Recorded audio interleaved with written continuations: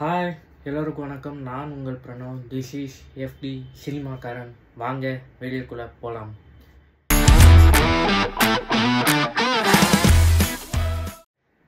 இந்த வீடியோவில் இன்றைக்கி எந்த படத்தோட ரிவ்யூ பார்க்க போகிறோம்னா மிக்கி 17. இந்த படத்தோட ரிவ்யூ தான் இன்றைக்கி நம்ம இந்த வீடியோவில் பார்க்க போகிறோம். ஸோ வாங்க கதைக்குள்ளே போகலாம். இந்த படத்தை யார் டைரக்ட் பண்ணியிருக்கா அப்படின்னா நம்ம சவுத் கொரியன் டைரக்டர் பூன் ஜாங் ஹோ இந்த படத்தை டைரக்ட் பண்ணியிருக்காப்புல. இந்த படத்தில் யார் நடிச்சிருக்கா அப்படின்னா ராபர்ட் பெனிடன்ஸு இந்த படத்தில் லீட் ரோடாக நடிச்சிருக்காப்புல. இந்த படம் வந்து பார்த்திங்கன்னா ரொம்ப சிம்பிளான கதை தான். இவர் வந்து கஷ்டப்படுற குடும்பத்துலேருந்து வர்றாப்புல. அதே மாதிரி இவர் ஊரில் ஏகப்பட்ட கடன் எல்லாமே வாங்கி வச்சுருக்காப்புல. கடன் கட்ட முடியாத அந்த சூழ்நிலையில் இருக்காப்புல. இவர் மேலே நிறையா கெட்ட பேர்கள் இது மாதிரி வந்துக்கிட்டே இருக்குது. ஸோ ஒரு சில டைம்லாம் பார்த்தீங்கன்னா அவர் வெளியில் போகாத அளவுக்கு இவரை வந்து ரொம்ப டார்ச்சர் பண்ணுற அளவுக்கு இருக்காங்க. ஸோ அந்த வகையில் இவர் என்ன பண்ணுறாப்புனா நம்ம கடனை கட்டி முடிச்சுட்டு நம்ம ஒரு சொந்த வீடு வாங்கணும் அப்படிங்கிறது அவர் ஒரு மிகப்பெரிய ஒரு ட்ரீமாகவும் இருக்குது. அதே மாதிரி அந்த சொந்த வீடு வாங்குறதுக்காக இவர் காசு சேர்த்து வச்சுருந்தாலும் அந்த பணம் எல்லாமே இவர் கடன் வாங்கின படம். ஸோ அதனால் இந்த கடனை முதல்ல நம்ம ஃபஸ்ட்டு கட்டி முடிச்சிடலாம்.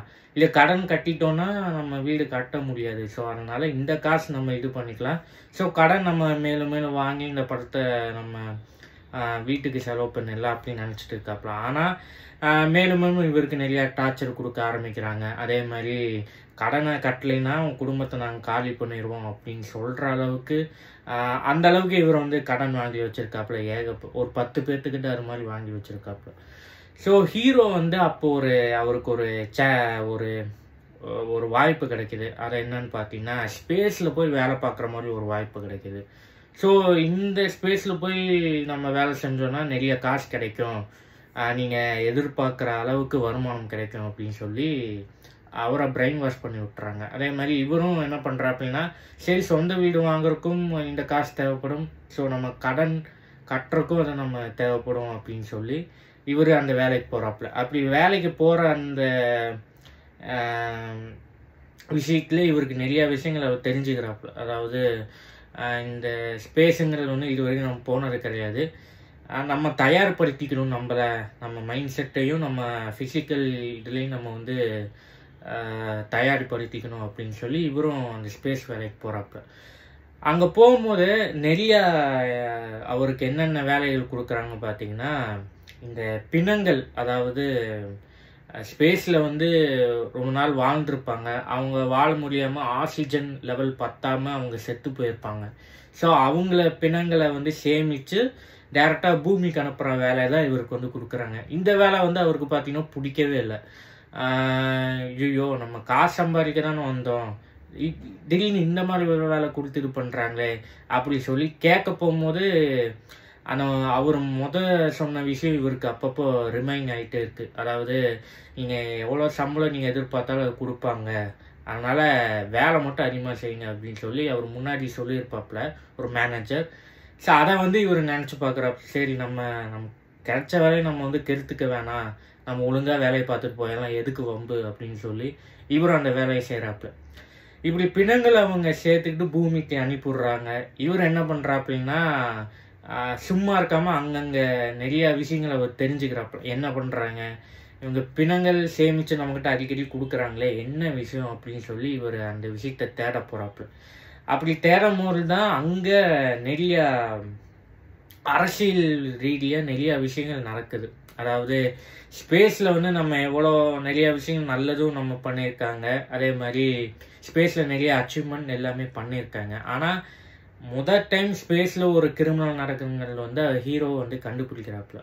ஸோ இந்த படத்தோட கதை வந்து பார்த்திங்கன்னா ஹீரோ வந்து காசுக்கு தேவை இருக்கிறக்காக மட்டும் அந்த வேலைக்கு போகிறாப்புல. அப்படி வேலைக்கு போகிற அந்த இதில் வந்து பார்த்திங்கன்னா அவர் அங்கே மாட்டிக்கிறாப்புல. ஸோ இவரை மாதிரியே ஒரு ஆளை அவங்க இது பண்ணுறாங்க. அதாவது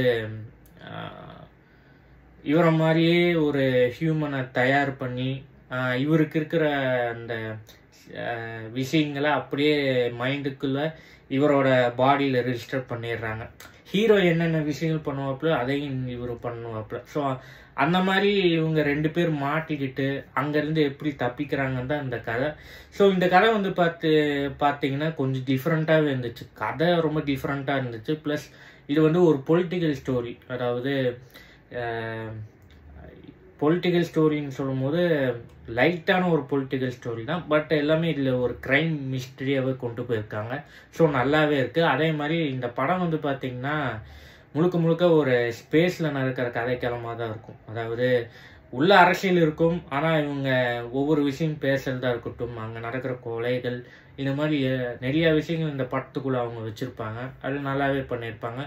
ஸோ இந்த படத்தில் 3 ப்ளஸ் பாயிண்ட் என்ன சொல்லணும்னா, இந்த படத்தோட சினிமோட்டோகிராஃபி, அதே மாதிரி இந்த படத்தில் அவங்க சிஜி ஒர்க் நல்லாவே பண்ணியிருக்காங்க. அப்புறம் இந்த படத்தோட பேக்ரவுண்ட் ஸ்கோர், இந்த 3ஐயும் நல்லாவே செமையாகவே ஹேண்டில் பண்ணி ப்ரெசென்ட் பண்ணியிருக்காங்க. அதே மாதிரி இந்த படம் வந்து பார்த்திங்கன்னா இது வரைக்கும் நம்ம பார்க்காத ஒரு கதைக்களம் தான். ஏன்னா நிறையா ஸ்பேஸ் மூவிலாம் வந்திருக்கு, த்ரில்லர் ஜானர்லேயே அவங்க கொண்டு வந்திருக்காங்க.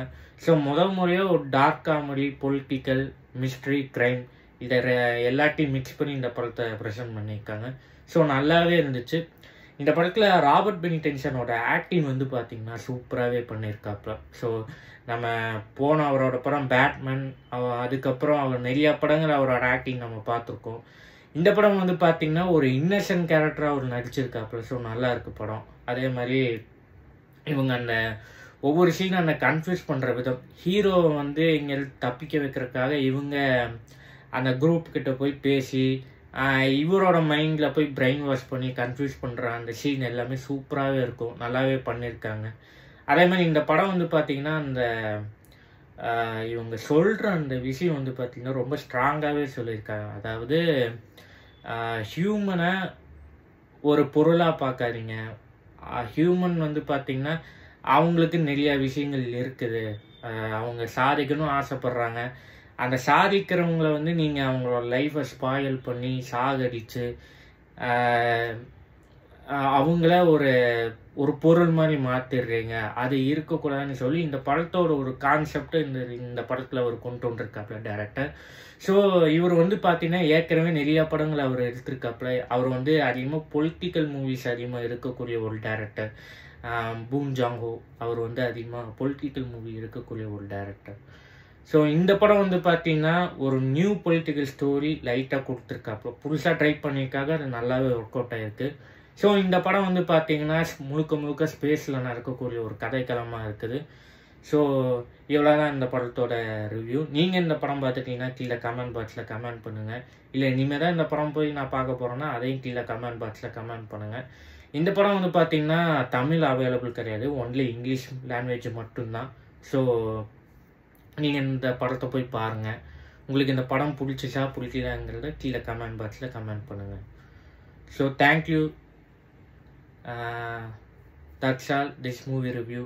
So thank you, be safe, and once again this is FD Cinema Karan. நான் உங்கள் பிரணவ். Thank you.